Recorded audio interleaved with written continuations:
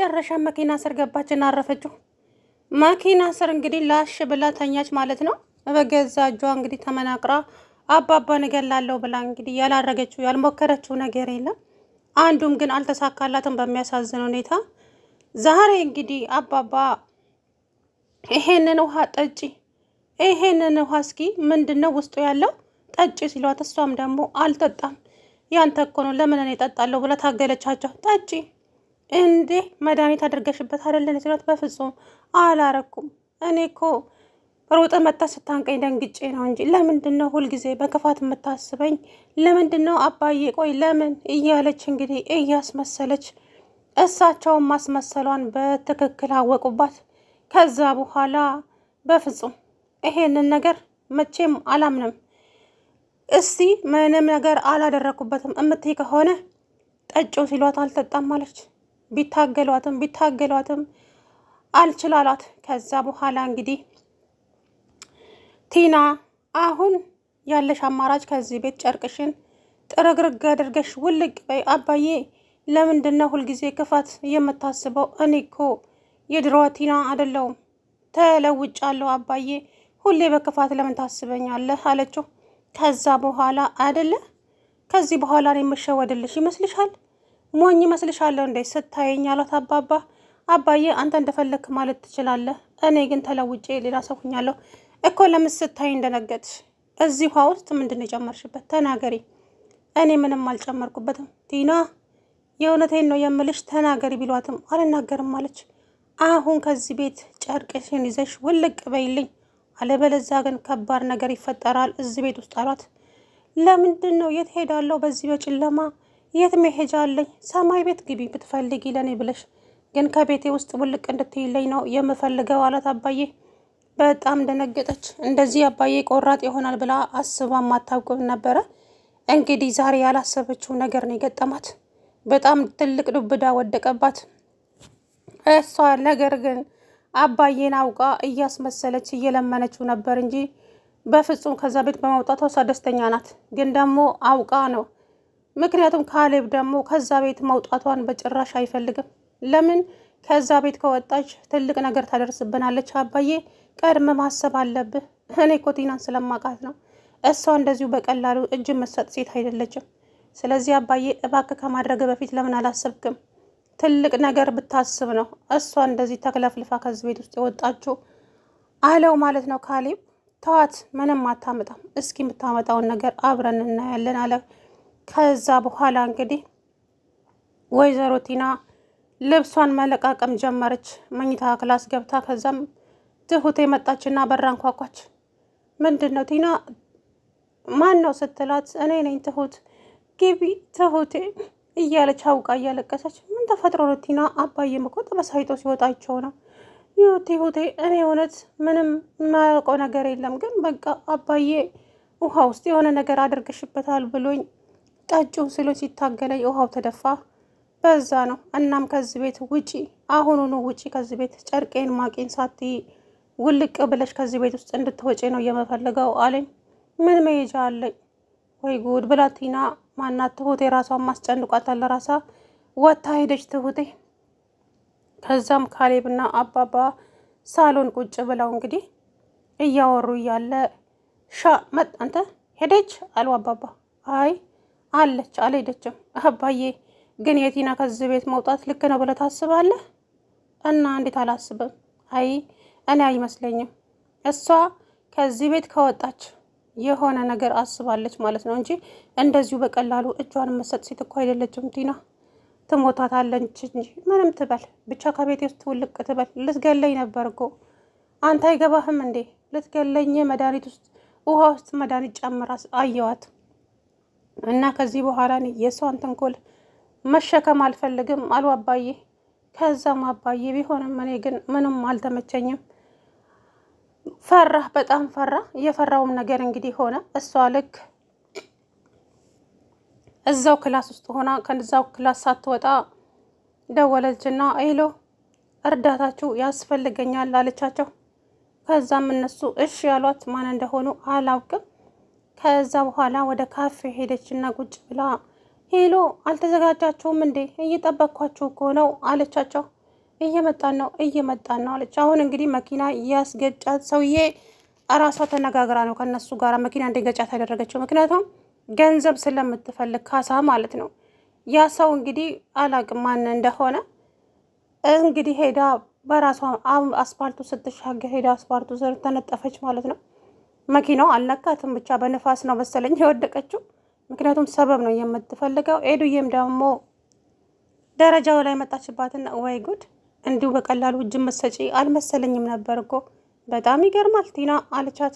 ብዙም አትደሰጂ፣ በህይወት ያለ ሰው ተስፋ አይቆርጥም እሺ ብላ ገፍትረት ጥላት ሄደች። ከዛ በኋላ እናንተ እሷ ከዚህ ቤት ስትወጣ እኮ ደስተኛ ሆናችሁ የማያችሁ መስሎኝ ነበረ። እንደዚህ ተረባብሻችሁ ለምንድን ነው የተረባበሻችሁት? አለቻቸው ትሁት። ቲና አንዴ ትቀልጃለሽ እንዴ? ሴትዮዋ እኮ ቲና ናት። ቤት በኩል እንደምትመጣብን እንኳ አናውቀውም። ስለዚህ እኔ በጣም ፈርቻለሁ። ምኗም እያማረኝ አይደለም አለ። ከዛ በኋላ አይዞክ፣ ምንም አታስብ፣ ምንም የሚመጣ ነገር የለም አለች ማለት ነው። አይ በመጀመሪያ ጠንቀቅ ማለት ነው እንጂ እሷ እንደዚሁ በቀላሉ የምትሸነፍ ሰው አይደለችም። እኔ ያውቃታለሁ እሷን አለ።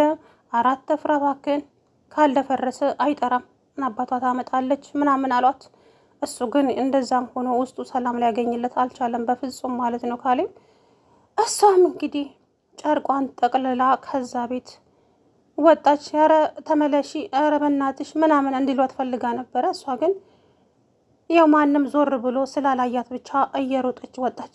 ይሄ ነገር ደግሞ በጣም አናድዳት። በጣም ነው የተናደደችው። ምክንያቱም እንዴት እንደዚህ ዝም ይሉኛል ምናምን ብላ ማለት ነው። ከዛም ትቺ ሄደን እንግዲህ በር ላይ ስትመጣባት ዞር በይልኝ ቆንጆ፣ በህይወት ያለ ሰው ተስፋ አይቆርጥም ብላ ገፍትራ ጥላት ሄደች። ሰላም ውድና የተከበራችሁ የተስፋ ቻናል ቤተሰቦች እንዴት ናችሁ? ደህና ናችሁ ወይ? አለው ደህና ነኝ።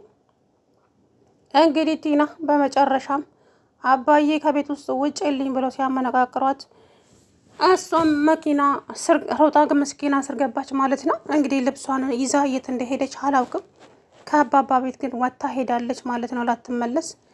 ግን እሷ አውቃ ነው ከሆነ ሰው ጋር ተነጋግራ ይመስለኛል። እና አግዙኝ፣ እገዛችሁ ያስፈልገኛል።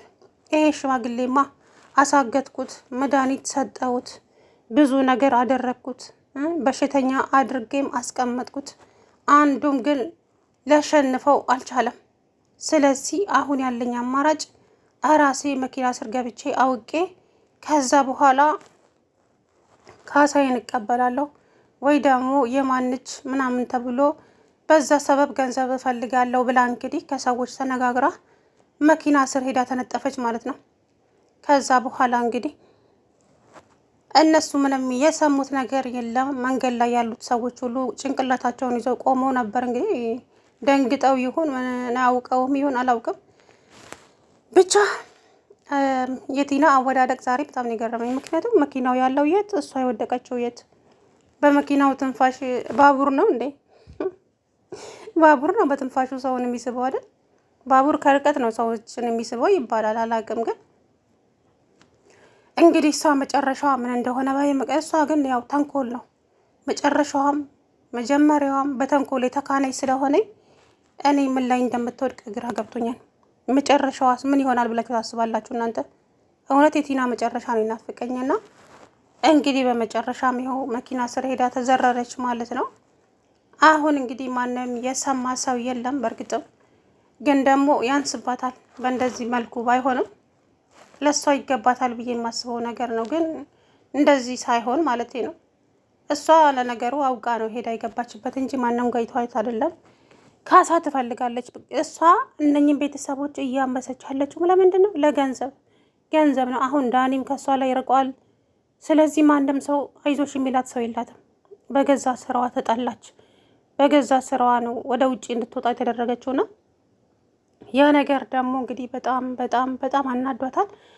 አሁን እንግዲህ ይባስ ብላ ሰዎች ከደውላ ሄሎ እገዛችሁ ያስፈልገኛል፣ እባካችሁ እርዱኝ አለቻቸው። ከዛም እነሱ እሺ አሏት። እንግዲህ ሰዎቹ ማን እንደሆኑ እስካሁን አልታዩም ለጊዜው ማለት ነው። ከዛ በኋላ እንግዲህ ልብሷን ጠቅልላ ሄደች ማለት ነው። ልብሷን ጠቅልላ ከሄደች በኋላ ልብሷን እንግዲህ የት እንዳስቀመጠች ባላውቅም የሆነ ቦታ ልብሷን አስቀምጣ መታ ከዛ በኋላ ነው ቁጭ ብላ ካፌ ውስጥ ሄሎ የት ናችሁ? እየጠበቅኳችሁ እኮ ነው። ምን ነው ቆያችሁ? ምናምን እያለች ከዛ በኋላ ነው እየመጣን ነው ትንሽ ብቻ ጠብቂን አሏት። እሷም እሺ። ከዛ በኋላ እንግዲህ ከተነጋገረች በኋላ ነው በመኪና እየተገጨችው ማለት ነው። ምክንያቱም እየተናገረችው አውቃ ነው እሷ መኪና ውስጥ የገባቸው እንጂ ማንም አስቦበት ወይ ደግሞ ሳያውቅ የገጫት ሰው የለም። እሷ ይሄንን ነገር አውቃ ነው ያደረገችው ሲጀመር ማለት ነውና አይቲና እንግዲህ አባባ የምንም እስኪ ምን እንደምታመጣ አያታለሁ። እኔም ተጠንቅቄ እጠብቃታለሁ። እስኪ ማን እንደሚያሸንፍ ህይወቴን ልትነጥቀኝ ስንት ጊዜ። ዛሬማ እኮ እጅ ከፍንጅ ነው ያስኳት። ዛሬ እጅ ከፍንጅ ባልይዛት ኖሮማ በቃ ልጨርሰኝ ይሆን ምን ልታደርገኝ ይሆን አላውቅም። በአይኔ እኮ ነው ያየኋት መድኃኒቱን ውሃ ውስጥ ስትጨምረው ደግሞ እንደ ጨዋ ሰው እጇን አጣጥፋ ቁጭ አለች። ከዛም አልጨመርኩም። ለምንድን ነው እንደዚህ የምታደርገኝ? ቆይ ምንድን ነው ያደረግኩት? ቆይ ለምንድን ነው የምትጠሉኝ? እኔ እኮ የድሮዋ አስመሳዩዋ ቲና አይደለሁም ተለውጫለሁ ብላቸውም እሷ ግን እና አባዬ ግን በጣም ጠልቶኛል። በጣም ነው ይጠላኝ። እናም ከዚህ በኋላ እኔ ማን ያምነኛል? ሁሌም ተንኮለኛና በክፋት የተሞላው ነው የምመስላቸው። ስለዚህ ማንም ሊያምነኝ ስለማይችል እሱ ውጪ ባይለኝም ከዚህ ቤት ውስጥ ውልቅ ብዬ እወጣለሁኝ ራሴ አለች ማለት ነው። ከዛም ትሁት ምን ሆነሽ ነው? ለምንድን ነው የምታለቅሽው? ስትላትም አይ ዝም ብዬ ነው። ለምን እንደው አላውቅም። በቃ ሁሌ ሰዎች በክፋት ነው የሚያዩኝ። እኔ እንዴ ተሳስቻለሁ። ለሱም ደግሞ ይቅርታ ጠይቄያለሁኝ። ይቅርታዬን ግን ከልባቸው ሊቀበሉኝ አልፈለጉም። ግን ዛሬ ደግሞ አባዬ ውሃ ውስጥ ምንድን ነው የጨመርሽ ብሎ ዘሎ አነቀኝ። እኔ ምንም የጨመርኩት ነገር የለም ትሁቴ። በቃ ከዚህ ቤት ልብስሽን ለቃቅሚና ውጪ ስላለኝ ልብሴን ለቃቅሜ ለወጣ ነው እያለች አውቃ እያለቃቀሰች እንግዲህ ሻንጣዋን ሸክፋው